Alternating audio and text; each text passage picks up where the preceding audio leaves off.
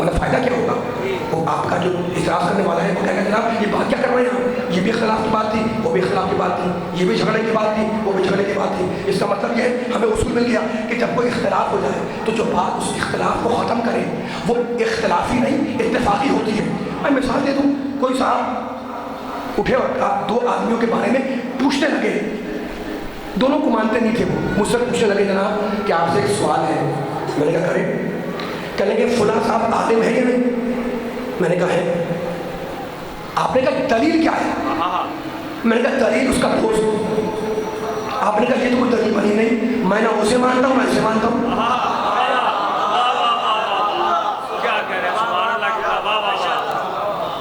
میں ختم کر چکا ہوں گفتگو، جتنا آپ بیدار رہیں گے اتنا جملہ تیزی سے پہنچے گا انشاءاللہ۔ جملہ میرا سب یہی ہے،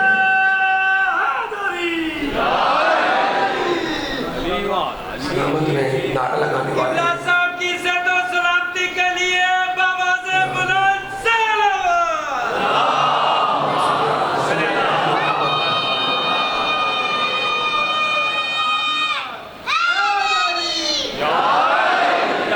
پڑھوں یا کل پہ چھوڑ دوں؟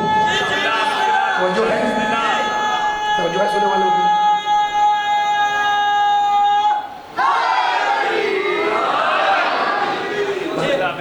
آپ کی سماعت پر بوجھل نہیں ہوں گا زیادہ، بس صرف 2 منٹ لے رہا ہوں کہ یہ گفتگو چھڑی ہوئی ہے، نتیجے تک پہنچ جائے، میں آپ سے اجازت لے لوں۔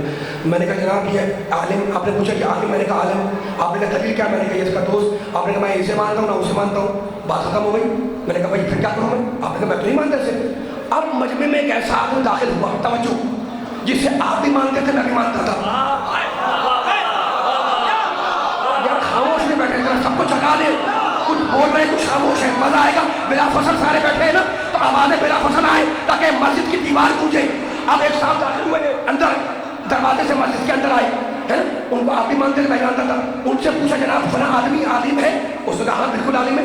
اب کسی کی ہمت نہیں ہے کہ اختلاف کر دیں، اس لیے کہ اس نے کہہ دیا جو اتفاقی ہے،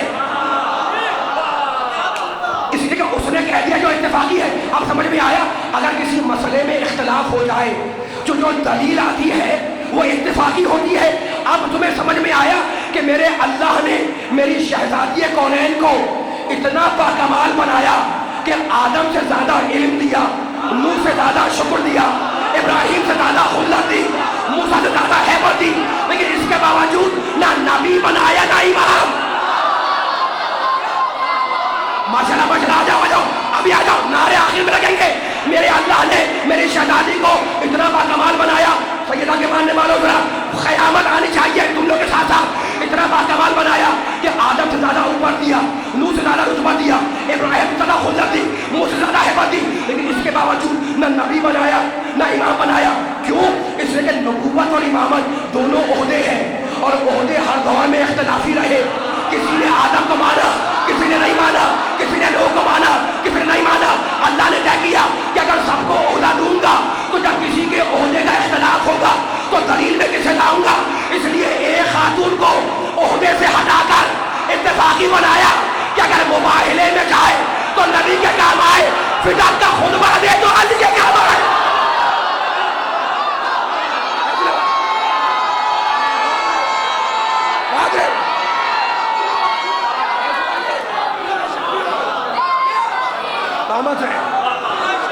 ایک آدمی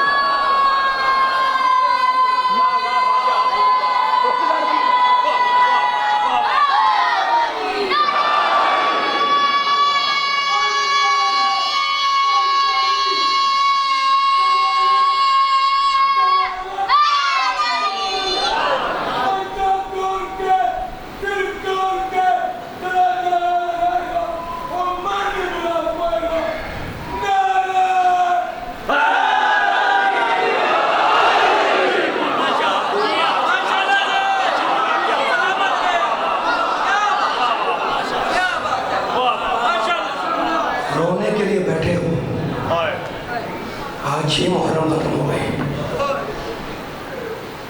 بس میں طویل مسائل نہیں پڑھوں گا۔ عزاداروں، ایک راوی کا چھوٹا سا واقعہ سنو، بہت چھوٹا سا واقعہ۔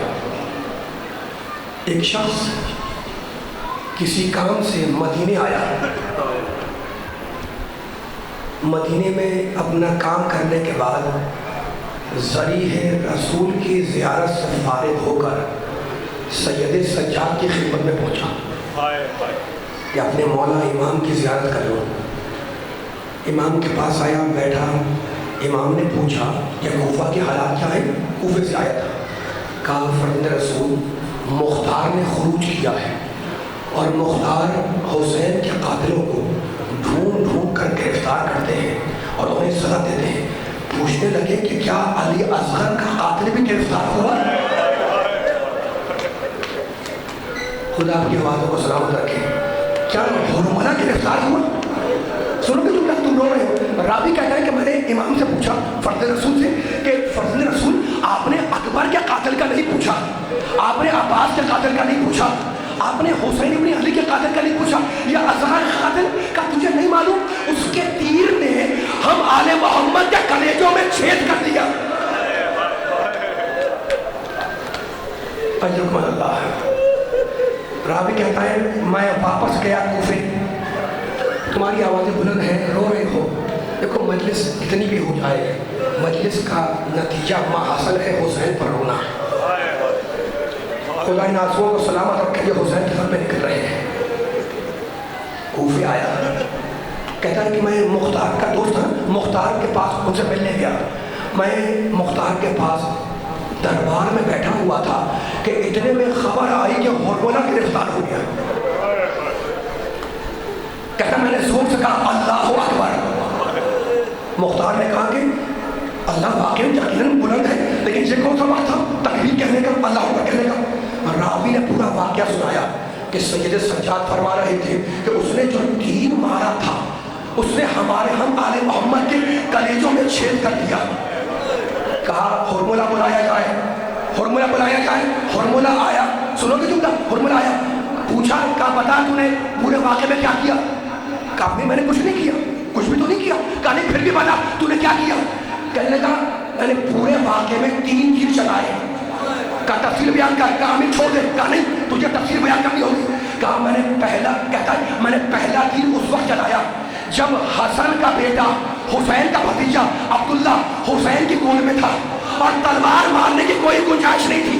میں نے چلے میں تیر کو جوڑا اور بچے کا نشانہ لیا، بچہ حسین کے ہاتھوں میں تڑپ گیا۔ رونے کی رات ہے، ساتویں کی شب ہے، خدا کی آوازوں کو سلامت رکھے۔ کہا دوسرا تیر، کہا دوسرا تیر؟ کہا امیر میں نے دوسرا تیر اس وقت چلایا جب حسین زخموں سے چور زلجنہ کی پیٹھ پر جھوم رہے تھے اور اب زمین پہ آنے والے تھے۔ ایک بتا میں نے نشانہ لیا حسین کے کلیجے کا، حسین اس کے بعد زلجنہ پہ سفر نہ سکے زمین پر۔ کہا تیسرا تیر؟ کہا امیر اسے چھوڑ دے، اسے چھوڑ دے۔ کہا نہیں تجھے بتانا ہوگا۔ کہا کیا بتاؤں؟ حسین عبا کے دامن میں کچھ چھپا کے لائے، فوج والے سمجھے کہ قرآن لا رہے ہیں۔ ایک مرتبہ گرم دھوپ میں جب حسین نے عبا کا دامن ہٹایا تو ایک کملائے ہوئے منہ والا بچہ، ساری فوج اس کو دیکھ کے رو